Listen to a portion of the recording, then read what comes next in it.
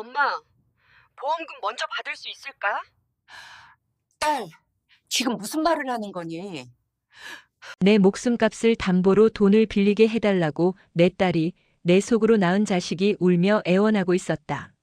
엄마, 그 보험금 제가 먼저 받으면 안 될까요? 수화기 너머로 들려오는 딸 서연이의 목소리는 물에 젖은 솜처럼 축축하고 무거웠다. 금방이라도 바스라질 듯한 그 목소리에 대고 나는 아무 말도 할 수 없었다. 머릿속이 새하얗게 비어버려 방금 깎아놓은 무에서 단내가 나는 건지 창밖에서 불어오는 늦가을 바람에서 쇠냄새가 나는 건지 분간할 수 없었다. 내 귀가 막혔나? 내가 지금 헛것을 들었나? 서연아, 너 지금 무슨 소리를 하는 거니? 간신히 쥐어짜낸 내 목소리는 나조차도 알아들을 수 없을 만큼 갈라져 나왔다. 엄마, 미안해. 정말 미안해. 그런데 나 이거 아니면 정말 죽어. 나 죽는 꼴 보고 싶어? 죽는다는 말이 자식의 입에서 그렇게 쉽게 나올 수 있는 것이었던가. 쿵 하고 심장이 바닥으로 곤두박질 치는 소리가 들렸다. 시장 바닥에서 평생을 구르며 억척같이 살아온 나였다. 남편을 잃고 홀로 서연이를 키우면서 죽고 싶다는 생각을 왜 안 해봤겠는가. 하지만 단 한 번도 그 말을 입 밖에 내뱉은 적은 없었다.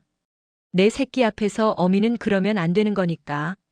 그런데 내 딸은 지금 제 어미의 목숨을 앞에 두고 죽음을 말하고 있었다. 엄마, 어차피 병원에서 가망 없다고 했잖아. 길어야 서너 달이라며. 엄마 돌아가시면 나오는 사망보험금이요. 그거 담보로 대출이라도 받게 서류에 도장 한 번만 찍어주면 안 될까? 제발. 응? 어차피. 그 세 글자가 비수처럼 날아와 내 가슴 한복판에 박혔다. 어차피 죽을 목숨. 어차피 끝날 인생. 그래, 내가 어차피 죽을 목숨이지. 췌장암 사기. 의사는 내게 남은 시간을 선고하며 편안하게 마음의 준비를 하라고 했다. 그 말을 들었을 때도 이렇지는 않았다. 죽음이란 게 언젠가는 누구에게나 찾아오는 손님 같은 거라고 조금 일찍 나에게 온 것뿐이라고 담담하게 받아들이려 애썼다. 남은 시간 동안 내 주변을 깨끗이 정리하고 내 딸 서연이 얼굴 한 번이라도 더 보고 손녀 하은이 손 한 번이라도 더 잡아주고 가면 그만이라고 생각했다. 그런데 아니었다. 내 딸에게 나는 이미 죽은 목숨이었고 내 죽음 뒤에 나올 돈 몇 푼이 내 존재의 이유가 되어버린 것이었다. 손에 들고 있던 무선 전화기가 툭 하고 시멘트 바닥으로 떨어졌다. 플라스틱 부딪히는 소리가 내 온몸의 뼈마디가 부서지는 소리처럼 아득하게 울렸다. 수화기 너머에서 엄마, 엄마 왜 그래? 내 말 듣고 있어? 하고 외치는 서연이의 목소리가 멀어져 갔다. 얼마나 그러고 앉아 있었을까? 정신을 차려보니 창밖은 이미 어스름한 저녁빛에 물들어 있었다. 온몸에 한기가 들었다. 따끈한 아랫목에 등을 지지고 싶다는 생각뿐이었다. 스산한 바람이 낡은 샷이 틈을 비집고 들어와 뜨다 만 손녀의 털목도리를 살며시 흔들었다. 빨간색, 노란색, 서툰 솜씨로 떠내려가던 무지갯빛 목도리. 저걸 완성해서 하은이 목에 둘러주고 가야 할 텐데. 내 시간이 과연 거기까지 허락될까? 불과 몇 시간 전의 일이었다. 아침 햇살이 낡은 장판 위로 비스듬히 쏟아져 들어오던 시간. 나는 통증으로 뻣뻣해진 허리를 두드리며 일어나 밤새 불려놓은 시래기를 삶고 있었다. 구수한 냄새가 집 안가득 퍼져나갔다. 이놈의 암세포라는 게 참으로 간사해서 기운이 좋은 날은 언제 아팠냐는 듯 몸이 가뿐했다. 오늘이 바로 그런 날이었다. 나는 볕이 가장 잘 드는 창가로가 군자란 화분에 물을 주었다. 10년도 더 전에 서연이가 처음으로 취직해서 받은 월급으로 사다 준 어버이날 선물이었다. 해마다 주홍빛 고운 꽃을 피워 올리던 기특한 녀석인데 올 가을 들어 영 시들했다. 꼭 내 꼴을 보는 것 같아 마음이 아팠다. 이놈아, 내가 죽어도 너는 죽지 말고 꿋꿋하게 살아야 한다. 혼잣말을 하며 마른 잎을 떼어내 주었다. 그때만 해도 나는 몰랐다. 오늘이 내 인생에서 가장 긴 하루가 될 것이라는 것을. 시래기를 다 삶아 널어놓고 잠시 숨을 고르기 위해 낡은 자개장 서랍을 열었다. 그 안에는 내 평생의 기록이 담긴 낡은 가계부들과 함께 빳빳한 종이 한 장이 고이 모셔져 있었다. 생명보험증서. 5년 전 대기업 잘 다니던 서연이가 이제 엄마도 맘 편히 늙으셔야죠 하며 내민 것이었다. 수익자는 당연히 김서연 내 딸이었다. 나는 그때 사람 목숨 가지고 이게 무슨 짓이냐며 손사래를 쳤었다. 그러자 서연이는 엄마 이건 그냥 보험이 아니야. 내가 엄마한테 드리는 사랑이고 혹시 모를 미래에 대한 약속 같은 거야. 라며 내 손에 증서를 쥐어주었다. 그 말이 어찌나 든든하고 예뻤는지 모른다. 그 후로 나는 서연이가 가입해준 그 보험의 월 납입금을 단 한 번도 밀리지 않았다. 내 딸이 나를 위해 걸어준 약속이니까. 내가 죽어서라도 내 새끼에게 짐이 되지 않고 작은 보탬이라도 되어줄 수 있다면 그것만으로도 족하다고 생각했다. 그 보험금은 내 마지막 자존심이자 내 딸에게 남기는 마지막 사랑의 증표였다. 그런데 그 사랑의 증표가 오늘 나를 겨누는 칼이 되어 돌아왔다. 따르르릉 마이너스 따르르릉 마이너스. 바닥에 떨어져 있던 전화기가 악착같이 울어댔다. 발신자 번호는 볼 것도 없이 서연이었다. 나는 차마 그 전화를 받을 수가 없었다. 받아서 무슨 말을 하란 말인가. 내 목숨값을 내놓으라는 딸에게 안 된다고 소리라도 질러야 하나. 아니면 그래, 내 딸 살릴 수 있다면 내 목숨이 대수겠니? 가져가라. 하고 웃으며 말해야 하나. 그 어떤 것도 할 수가 없었다. 전화벨이 멎었다. 잠시 후 이번에는 문자 메시지가 도착하는 소리가 날카롭게 울렸다. 덜덜 떨리는 손으로 전화기를 집어들었다. 엄마 전화 좀 받아. 나 정말 급해서 그래. 사채업자들이 매일같이 사무실로 찾아와. 남편은 아무것도 몰라. 하은이 볼 낯도 없어. 엄마 나 이대로 길거리에 나앉게 생겼어. 제발 나 좀 살려줘. 사채. 길거리. 그 단어들이 눈앞에서 아른거리며 내 숨통을 조여왔다. 명문대를 나와 대기업에 다니던 내 똑똑하고 예쁜 딸. 내 사업을 하겠다며 회사를 박차고 나왔을 때 나는 반대했었다. 세상 일이 그리 만만하지 않다고 안정적인 게 최고라고 말렸었다. 하지만 서연이는 내 말을 듣지 않았다. 엄마처럼 살기 싫어. 평생 시장 바닥에서 남을 팔고 싶지 않아. 나는 더 크게 성공할 거야. 야망에 가득 찬 딸의 눈빛 앞에서 나는 더 이상 아무 말도 할 수 없었다. 그저 내 딸이 잘 되기를 보란듯이 성공하기를 빌고 또 빌었다. 프리미엄 밀키트 사업. 이름도 어려운 그것을 시작한다며 서연이는 반짝이는 눈으로 내게 사업 계획을 설명했었다. 처음 몇 번은 백화점에도 납품한다며 잘 나가는 듯 보였다. 사위 박서방 월급보다 몇 배는 더 번다며 명품 가방을 선물로 내밀기도 했다. 하지만 그것도 잠시. 코로나가 터지고 경기가 어려워지면서 사업이 힘들다는 소리가 간간히 들려왔다. 그래도 나는 믿었다. 내 딸 서연이는 똑똑하니까 야무지니까 이까짓 위기쯤은 잘 이겨낼 것이라고. 그런데 사채라니. 대체 얼마나 상황이 안 좋으면 얼마나 절박하면 살아있는 어미의 사망보험금에 손을 뻗을 생각까지 했단 말인가. 눈앞이 캄캄해졌다. 암 선고를 받았을 때보다 더한 절망이 나를 덮쳐왔다. 암은 내 몸만 좀 먹지만 이 일은 내 마음과 영혼까지 갈기갈기 찢어놓는 것 같았다. 나는 비틀거리며 일어나 다시 자개장 서랍을 열었다. 보험 증서를 꺼내들었다. 피보험자 이정숙. 내 이름 세 글자가 유난히 시리게 보였다. 그 아래 적힌 사망보험금 액수. 그 돈이 뭐라고. 그깟 종이 쪼가리가 뭐라고 우리 모녀 사이를 이 지경으로 만들었나. 분노와 서러움에 눈물이 왈칵 쏟아졌다. 나는 보험 증서를 갈기갈기 찢어버리고 싶었다. 그리고 서연이에게 전화해 소리치고 싶었다. 내가 어떻게 나한테 이럴 수 있니? 내가 너를 어떻게 키웠는데. 하지만 그럴 수 없었다. 수화기 너머로 들려오던 딸의 절박한 울음소리가 귓가에 쟁쟁했다. 나 이거 아니면 정말 죽어. 그 말이 내 발목을 붙잡았다. 창밖은 어느새 칠흑 같은 어둠에 잠겨 있었다. 나는 불도 켜지 않은 차가운 방 안에 홀로 앉아 손에 쥔 보험 증서만 하염없이 내려다보았다. 이것은 내 마지막 사랑인가 아니면 내 마지막 존엄인가? 나는 과연 무엇을 지켜야 하는 것일까? 대답 없는 질문만이 텅 빈 방 안을 유령처럼 떠돌아다녔다. 그날 밤 나는 뜬 눈으로 밤을 지새웠다.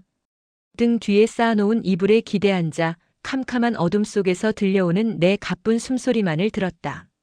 통증이 등줄기를 타고 뱀처럼 스멀스멀 기어 올라왔지만 그보다 더한 아픔이 심장을 쥐어짜는 탓에 육신의 고통은 느껴지지도 않았다. 내 속으로 낳은 자식이 내 목숨값을 흥정하고 떠난 밤이었다. 새벽녘이 되어서야 나는 뻣뻣한 몸을 일으켜 다시 자개장 앞으로 갔다. 보험 증서 대신 그 아래 깊숙이 넣어두었던 낡은 가계부 뭉치를 꺼내 들었다. 한 장 한 장 넘길 때마다 곰삭은 종이 냄새와 함께 잊고 있던 시간의 냄새가 피어올랐다. 서연이 중학교 교복값 12만 원. 시장 좌판 자릿세 5만 원. 서연이 수학여행비. 돼지 저금통 깸. 삐뚤빼뚤한 글씨 아래로 내 닳고 다른 손가락 지문이 얼룩처럼 배어 있었다. 남편이 죽고 10살배기 딸아이의 손을 잡고 시장 바닥에 처음 나섰던 날. 찬바람에 벌겋게 튼 손으로 나무를 다듬으며 이를 악물고 다짐했었다. 나처럼은 살게 하지 않으리라. 내 딸만큼은 기죽지 않고 배우고 싶은 것 다 배우게 하고 맘껏 꿈을 펼치게 해주리라. 그 다짐 하나로 수십 년 세월을 버텨왔다. 내 가계부는 돈의 기록이 아니었다. 그것은 내 딸을 향한 내 사랑의 역사였고 내 희생의 연대기였다. 그런데 그 역사의 마지막 장은 사망보험금이라는 차가운 단어로 끝맺게 되는 것일까? 가계부를 가슴에 품고 소리 없이 울었다. 내 지난 세월이 부정당하는 것 같아 서러웠고 내 딸이 그 세월을 헌신짝처럼 내팽개친 것 같아 원통했다. 다음 날 오후 낯선 사내가 우리 집 현관문을 두드렸다. 인터폰 화면에 비친 남자는 험악한 인상은 아니었지만 기름한 눈빛이 어쩐지 사람을 불편하게 만들었다.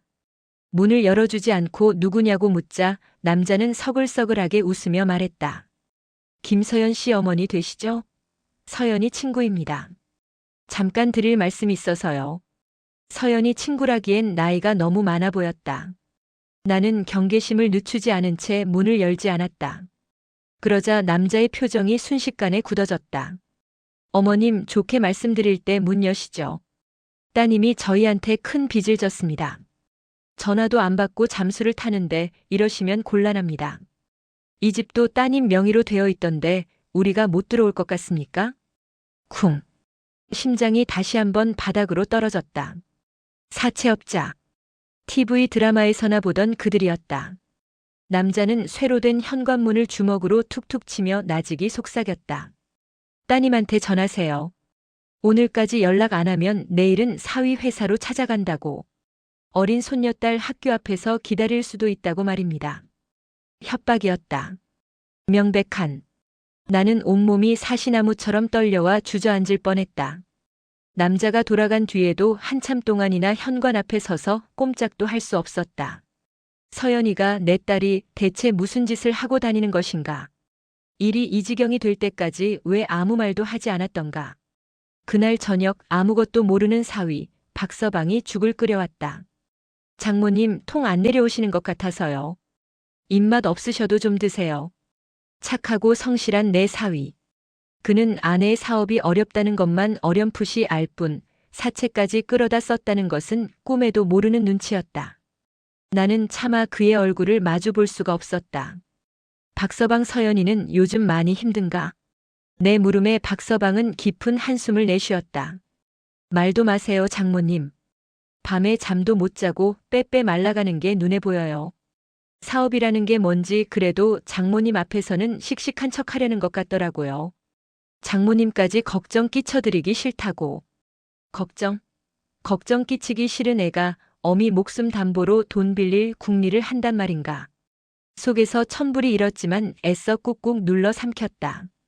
박서방이 혹여나 눈치챌까봐 나는 그저 힘없이 웃어 보일 뿐이었다. 박서방은 팔리지 않은 밀키트 상자들이 집안에 산더미처럼 쌓여 있다며 아내가 자존심 때문에 누구에게도 손을 못 벌리고 혼자 끙끙 앓는 것 같아 속상하다고 했다. 그 말을 듣는 내 가슴은 까맣게 타들어갔다. 다음 날 기어이 올 것이 오고야 말았다. 서연이가 직접 집으로 찾아온 것이다. 초인종 소리에 문을 열자 몰라보게 수척해진 딸의 얼굴이 눈에 들어왔다. 퀭한 눈, 푸석한 피부, 값비싼 옷만 고집하던 아이가 언제 샀는지 모를 낡은 트렌치 코트를 걸치고 있었다. 그 모습에 마음 한구석이 아릿하게 저려왔지만 나는 애써 표정을 굳혔다. 여긴 어쩐 일이냐? 엄마. 서연이는 내 눈을 피하며 안으로 들어섰다. 그리고는 식탁 위에 작은 쇼핑백 하나를 올려놓았다. 그 안에는 서류 몇 장과 인감도장이 들어있었다. 심장이 철렁 내려앉았다. 엄마, 나 정말 시간이 없어. 이것만 찍어주면 돼. 응? 엄마한테는 절대 피해가는 일 없어. 내가 다 갚을 거야. 정말이야. 서연이는 아이처럼 내게 매달리며 애원했다. 나는 피가 거꾸로 솟는 것을 느꼈다. 내 딸이지만 이 순간만큼은 남보다도 못하게 느껴졌다. 이년아. 나도 모르게 고함이 터져나왔다. 내 손이 허공으로 올라갔다. 차마 딸의 뺨을 때리지는 못하고 내 가슴팍만 세게 내려쳤다. 내가 어떻게 나한테 이럴 수가 있어? 이게 뭔지나 알아? 이건 그냥 종이 쪼가리가 아니야. 내 어미 목숨값이야. 내가 죽어야만 나오는 돈이라고. 그런데 그걸 살아있는 내 앞에서 내놓으라고. 내가 인간이야? 눈물이 본물처럼 터져나왔다. 내 울음 섞인 절규에 서연이도 함께 울기 시작했다. 미안해, 엄마 미안해 하지만 나도 어쩔 수가 없어. 나 죽게 생겼단 말이야. 엄마 딸이 벼랑 끝에 서 있는데 엄마는 자존심이 더 중요해? 어차피 죽을 거 그냥 좋은 일 한번 하고 간다고 생각하면 안 돼?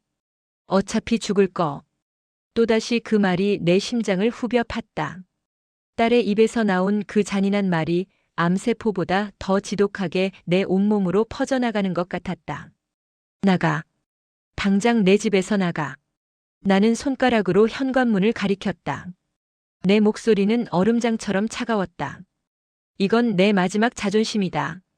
내가 평생 시장 바닥에서 굽신거리며 살아도 내 새끼한테만큼은 당당한 어미이고 싶었다. 죽는 순간까지도 그렇게 기억되고 싶어. 그런데 너는 내 마지막 자존심마저 짓밟으려고 하는구나. 돈은 못 준다. 아니, 내 목숨은 못 내준다. 정 죽겠으면 나보다 먼저 죽어라. 이 어미가 내년 염은 해주고 갈 테니. 독한 말이 쏟아져 나왔다.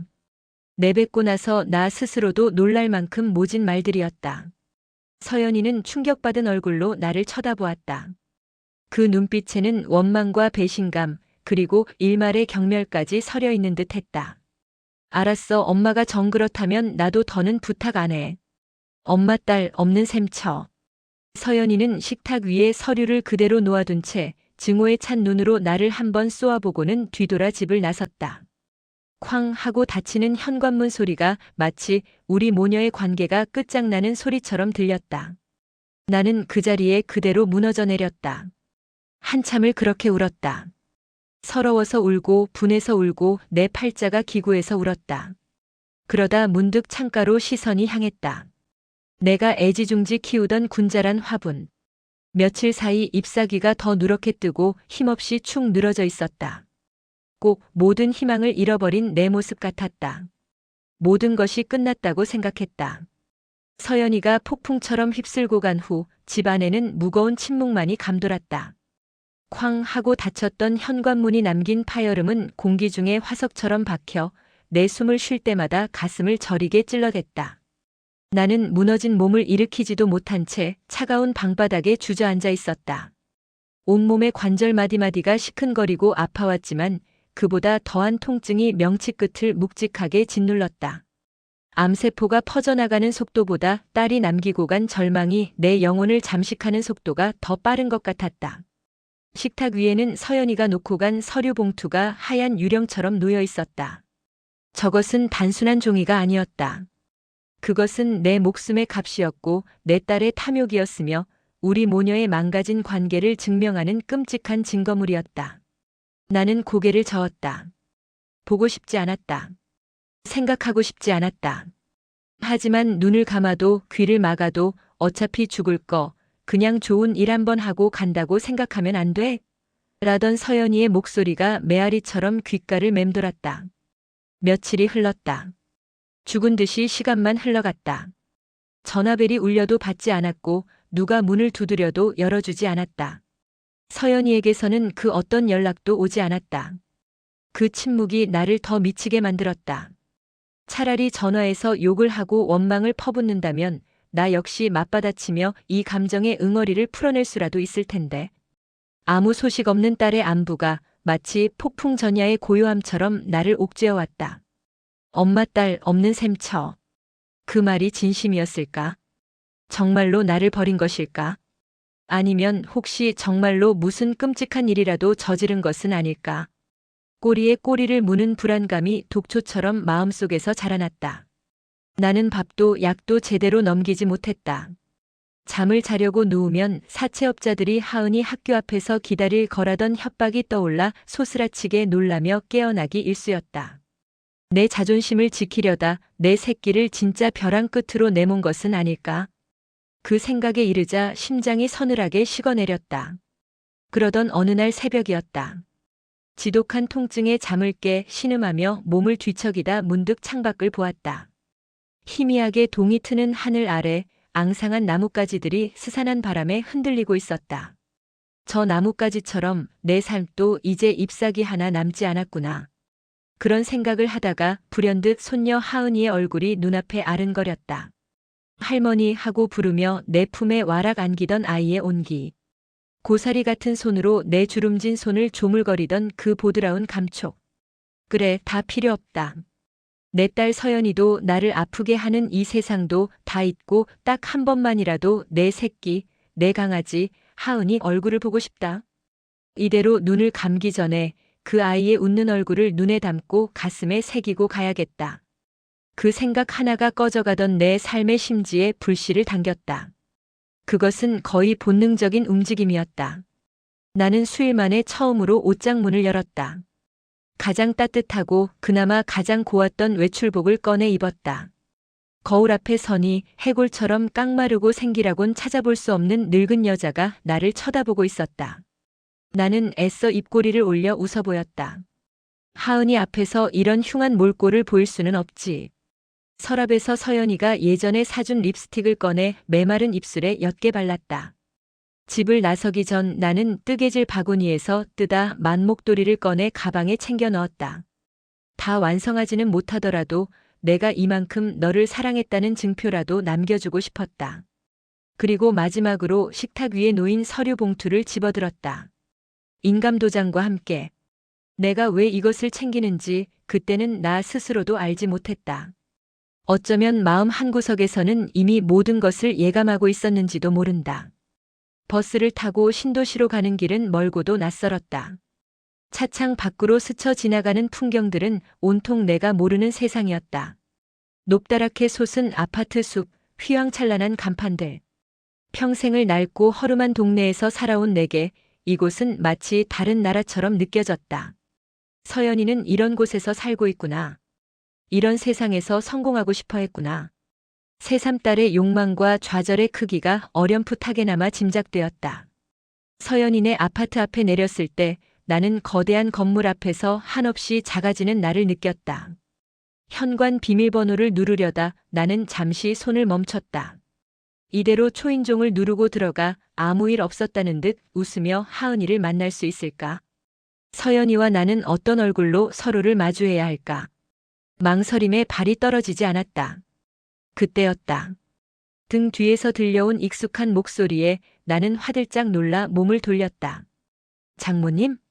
여긴 어쩐 일이세요? 사위 박서방이었다. 회사에 있어야 할 시간에 그는 창백한 얼굴로 주차장에서 걸어 나오고 있었다. 그의 손에는 우편물 몇 개가 들려 있었다. 아, 그저 하은이가 보고 싶어서 왔네. 박서방은 어쩐 일인가? 회사 안 갔나?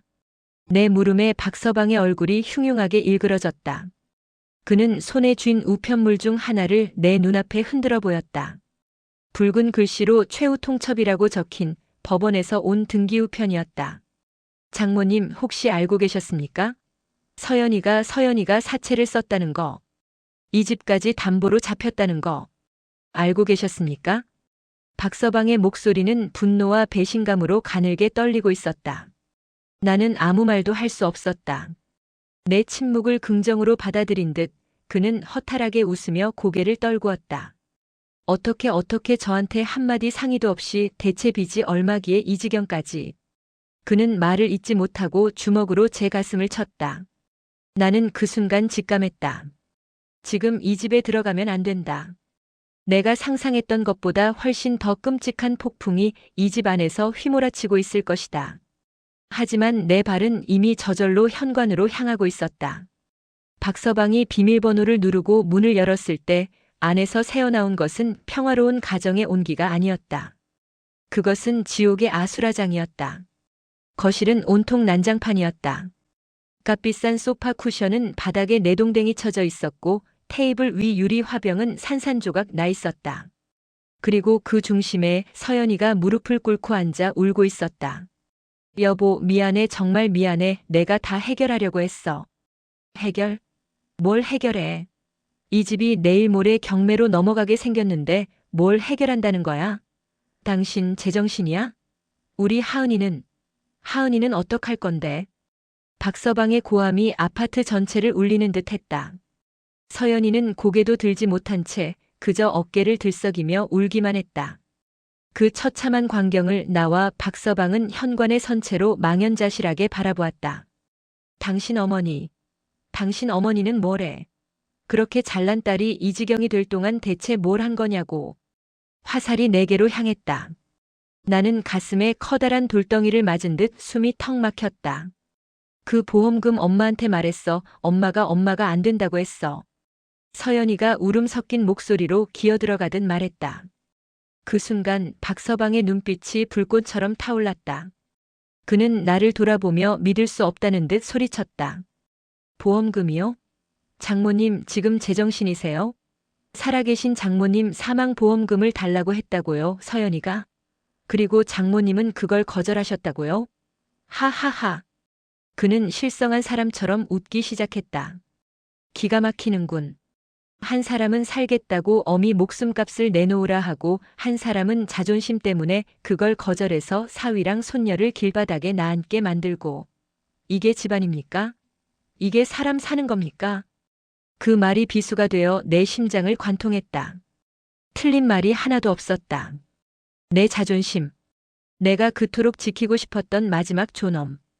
그것이 결국 내 사위와 손녀를 벼랑 끝으로 내몰았다.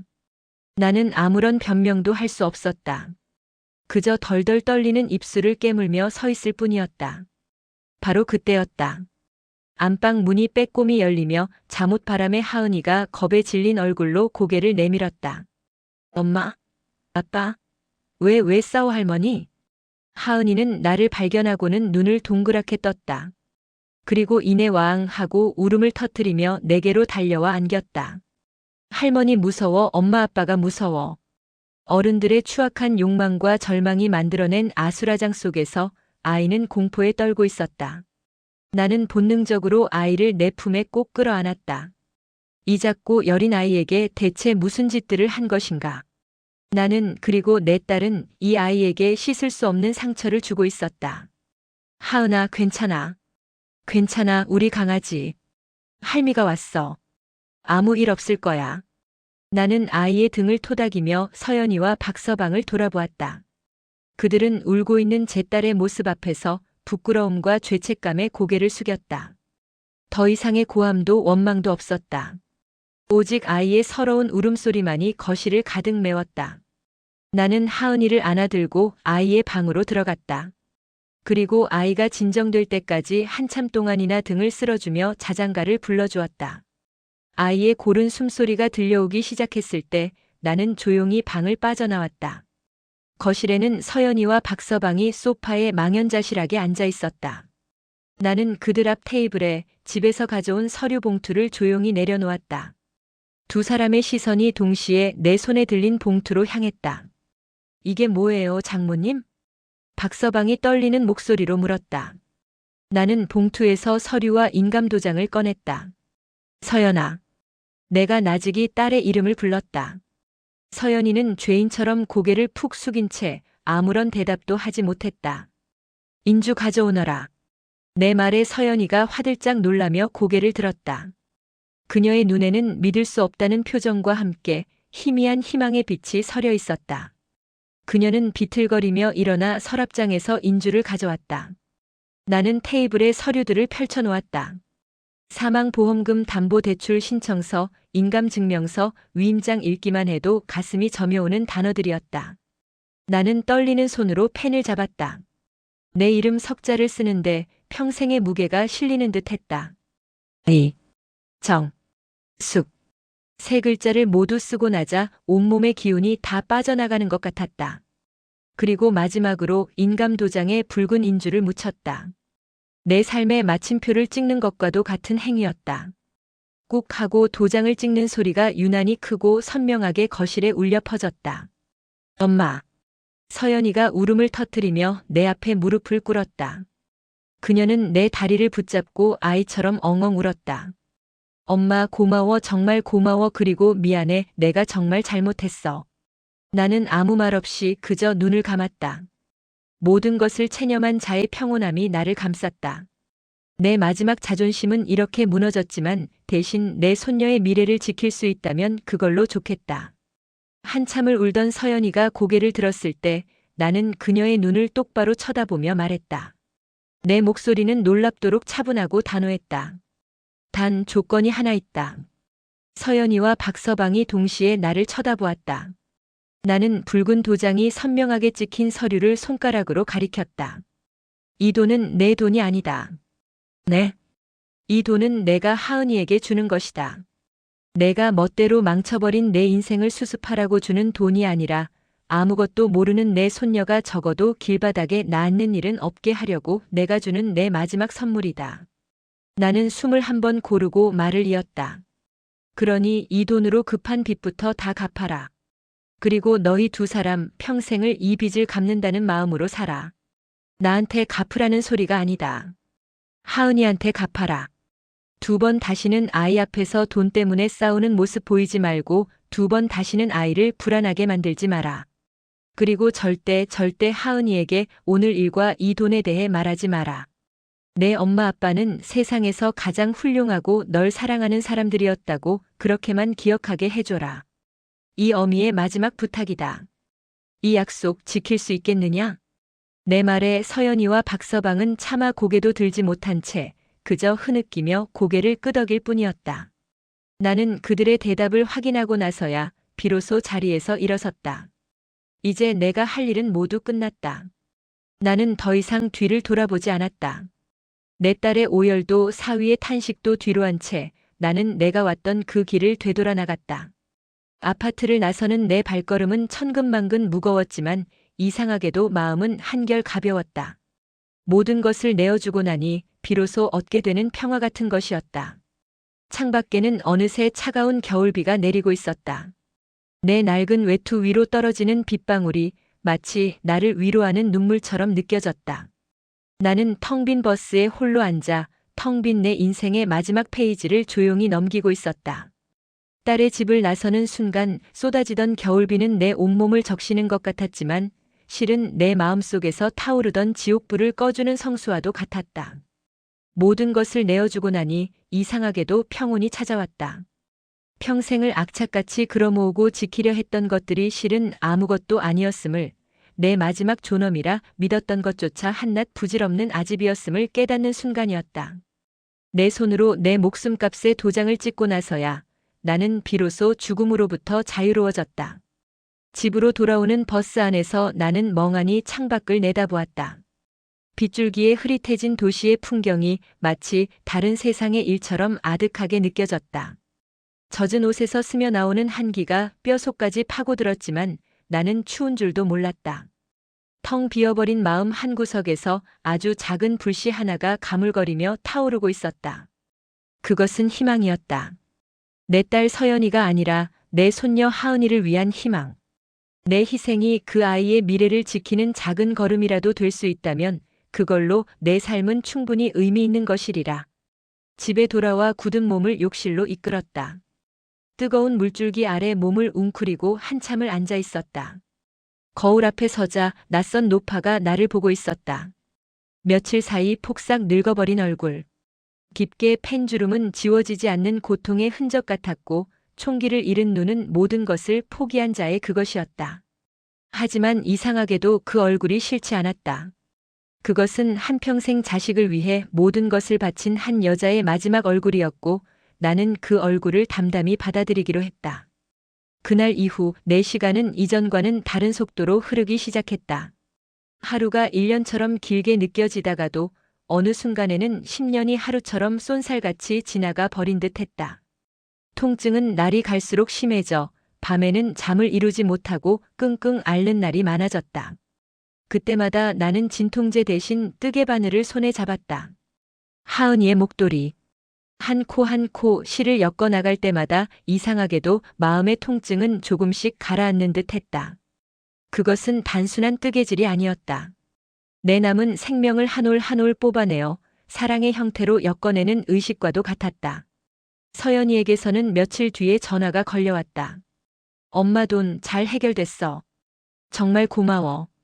수화기 넘어 딸의 목소리는 조심스러웠고 그 안에는 억지로 짜낸 듯한 밝음과 감추지 못한 죄책감이 뒤섞여 있었다. 그래 다행이구나. 나는 그저 그렇게만 대답했다. 더 이상 무슨 말을 할 수 있을까?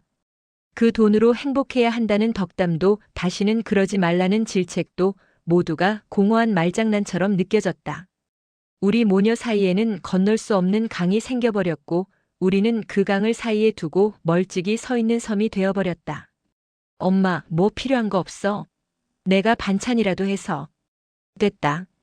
박서방이 이따금 들러서 다 해주고 간다. 너는 내 가정이나 잘 건사하고 하은이나 잘 챙겨라. 내 걱정은 말고. 나는 일부러 무뚝뚝하게 전화를 끊었다. 서연이의 그 가식적인 친절을 받아줄 기운도 그 안에 담긴 죄책감을 마주할 용기도 내게는 없었다. 내 말대로 그 후로 우리 집을 드나든 것은 서연이가 아니라 사위 박서방이었다. 그는 일주일에 2~3번씩 퇴근길에 들러 장을 봐 오고 내가 먹을 죽을 끓여놓고 말없이 집안 구석구석을 치워주고 가곤 했다. 그는 그날의 일에 대해 단 한마디도 입에 올리지 않았다. 하지만 그의 모든 행동에는 말로 다 할 수 없는 미안함과 고마움, 그리고 존경심이 묻어 있었다. 어느 날 저녁 박서방은 앙상하게 가지만 남은 군자란 화분을 물끄러미 내려다보더니 조심스럽게 입을 열었다. 장모님, 제가 이놈 저희 집으로 가져가서 좀 돌봐드리면 안 될까요? 여기는 해도 잘 안 들고. 나는 말없이 고개를 끄덕였다. 내 생명과도 같았던 군자란. 내 손에서는 이미 죽어가고 있는 그것을 이제는 다른 이의 손에 맡겨야 할 때가 온 것이다. 박서방은 소중한 보물이라도 다루듯 화분을 조심스럽게 안아들었다. 그의 넓은 등 뒤로 실려나가는 군자란을 보며 나는 내 삶의 한 시절이 그렇게 저물어가고 있음을 직감했다. 첫눈이 내리던 날이었다. 한방눈이 온 세상을 하얗게 뒤덮던 그날 오후 나는 뜨개질을 하다가 정신을 잃었다. 눈을 떴을 때는 병원이었다. 온통 하얀 벽, 하얀 시트, 코를 찌르는 소독약 냄새. 아, 이제 올 것이 왔구나. 나는 내 마지막 장소가 이곳임을 직감하고 모든 것을 체념했다. 의사는 내게 남은 시간이 일주일을 넘기기 어려울 것이라고 마음의 준비를 하라고 했다. 그 말을 듣는 내 마음은 뜬구름처럼 평온했다.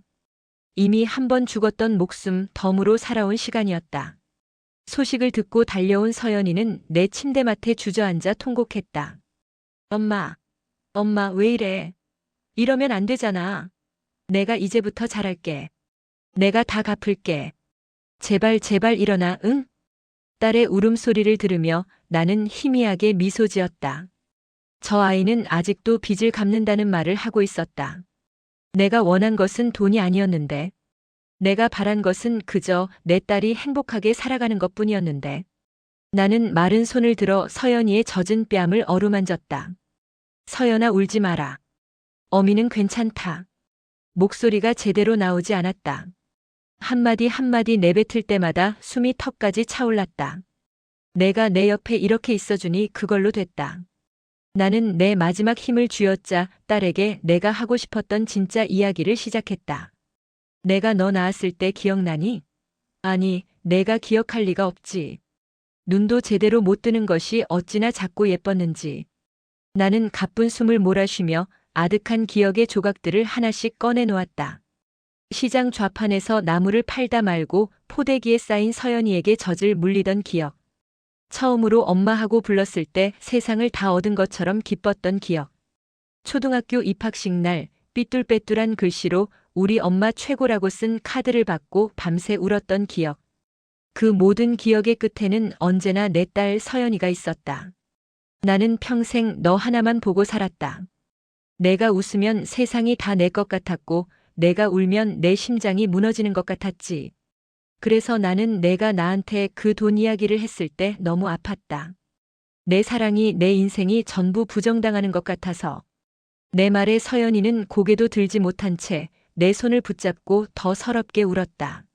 엄마 미안해. 내가 잘못했어. 내가 정말 죽을 죄를 지었어. 아니다. 너도 오죽 절박했으면 그랬겠니? 다 지난 일이다. 이제 와서 뭐가 중요하겠니? 나는 숨을 고르고 마지막 부탁을 하기 위해 박서방과 하은이를 찾았다. 박서방이 하은이의 손을 잡고 병실 안으로 들어섰다. 하얀 병실과 낯선 기계들이 무서웠는지 아이는 아빠의 등 뒤에 숨어 나를 빼꼼히 쳐다볼 뿐이었다. 하은아, 이리 온. 할미 얼굴 좀 보자. 내 부름에 아이는 마지못해 다가왔다. 나는 떨리는 손으로 아이의 조그만 손을 잡았다. 따뜻하고 보드라운 온기가 내 손끝을 타고 온몸으로 퍼져나갔다. 이 온기, 이 감촉, 이것만은 저 세상까지 가져가고 싶었다. 우리 강아지 할미가 목도리 다 못 떠주고 가서 어쩌지. 나는 옆에 놓아두었던 뜨개질 바구니를 가리켰다. 반쯤 완성된 무지갯빛 목도리가 그 안에 담겨 있었다. 서연아, 저거 내가 마저 떠서 우리 하은이 목에 둘러주렴. 어미가 하늘에서 지켜볼 테니. 그것은 나의 유언이었다. 내 사랑을 내 딸이 이어받아 내 손녀에게 전해주라는 마지막 명령이었다. 서연이는 울면서 고개를 끄덕였다. 박서방은 그런 우리를 그저 침묵 속에서 지켜보고 있었다. 그의 눈시울도 붉게 물들어 있었다. 나는 그를 향해 희미하게 웃어 보였다. 박서방 고마웠네. 우리 서연이 그리고 하은이 잘 좀 부탁하네. 장모님 걱정 마세요. 제가 꼭. 박서방은 말을 잇지 못하고 고개를 숙였다. 가족들이 돌아가고 나는 다시 혼자가 되었다. 창밖은 어느새 짙은 어둠에 잠겨 있었다. 이제 정말 마지막이구나. 나는 간호사를 불러 펜과 종이를 부탁했다. 그리고 내 남은 마지막 생명의 기운을 모두 끌어모아 딸에게 편지를 쓰기 시작했다.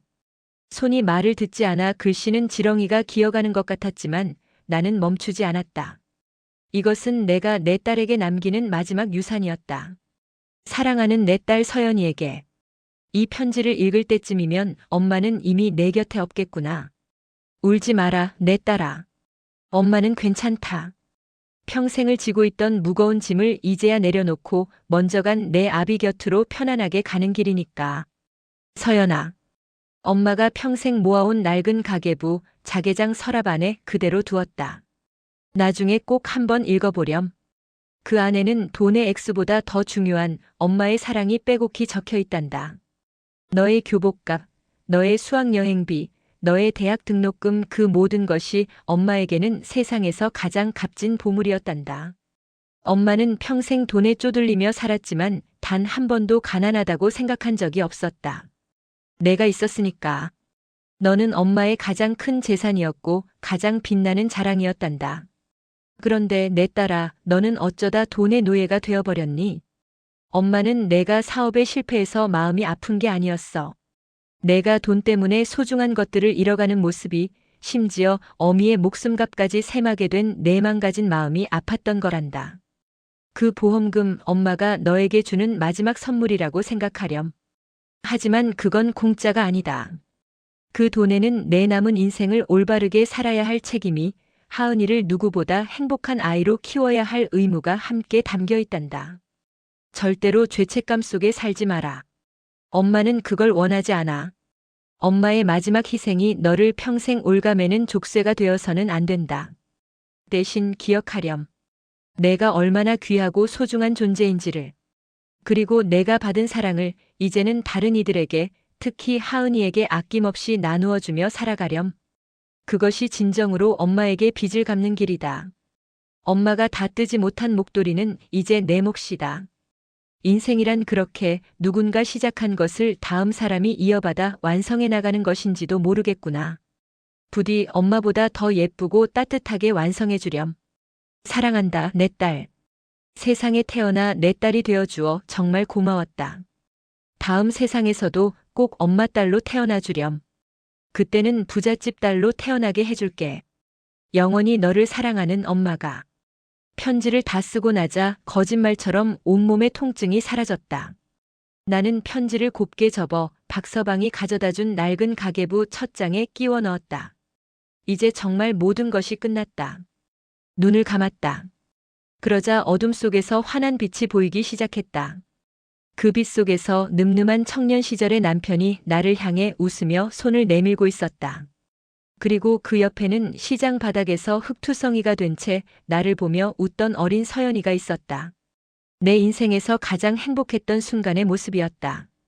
나는 하은이가 그려준 삐뚤빼뚤한 가족 그림을 가슴에 꼭 품었다. 이제 더 이상 아프지 않았다. 더 이상 서럽지도 외롭지도 않았다. 나는 나를 기다리는 이들을 향해 평생 처음으로 가벼워진 발걸음을 내디뎠다. 내 마지막 숨결은 사랑한다는 속삭임과 함께 차가운 병실 공기 속으로 조용히 흩어지고 있었다. 어머니의 마지막 희생, 여러분은 어떻게 생각하시나요? 이 이야기에 대한 여러분의 생각을 댓글로 남겨주세요. 좋아요와 구독도 잊지 마세요.